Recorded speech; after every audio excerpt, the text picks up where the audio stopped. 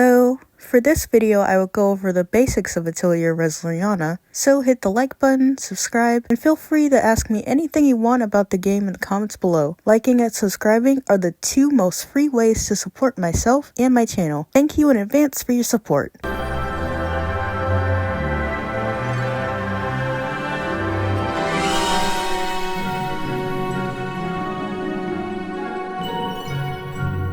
Atelier Resleriana is a gacha game and one of 20 other games in the Atelier series. Like those other games in the series, this game focuses on fighting monsters, collecting ingredients, and most importantly, alchemy or synthesizing or creating items using your ingredients. There are a lot of units in this game, each with their own roles, affinities, stats, leader skills, abilities, and gifts when synthesizing. While it's a lot to handle as a beginner, just worry about roles and affinities for now.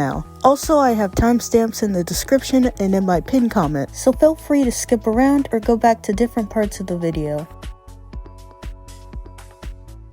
There are 4 roles in this game: attacker, breaker, defender, and supporter. Attackers are your main damage dealers. They can do a lot of damage against enemies.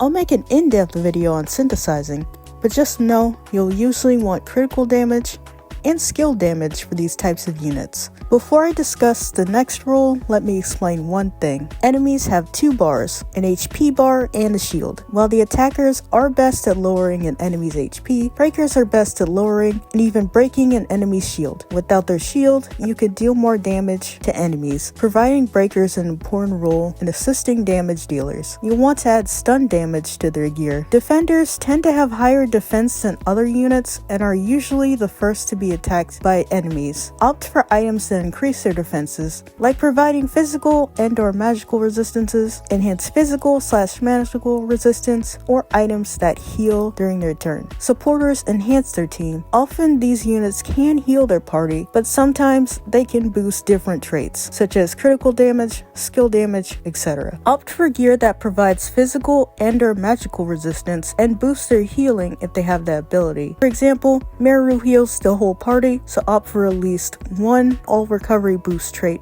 on her gear.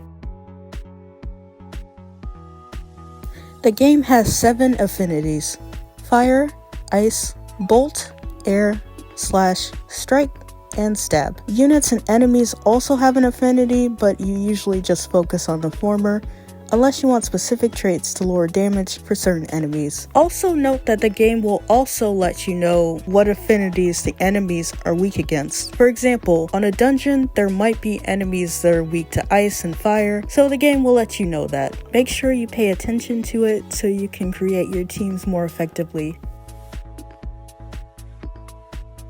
Each unit has a base star level ranging from 1 star to 3 stars. Note that each unit is very useful, and there are plenty of free units you'll want to use in your party.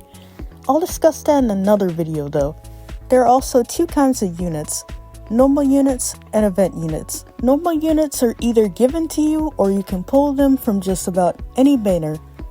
Event units can be obtained from event banners. They tend to be more hacks than regular units, but not always. Try to look at different tier lists if you ever need help on what units to work on or what to pull for, but it's in your best interest to pull on all banners to eventually get all of the normal units and at least some of the event units. Keep in mind that you can obtain all units in the game from the shop. It takes a while to get enough points, but that's really the only downside to the system. So don't worry if you don't end up getting the character that you want. And that's all I have for this video. Thank you so much for watching, and be sure to like, subscribe, and let me know in the comments about what other questions you have about the game. Well, see you soon! Jana!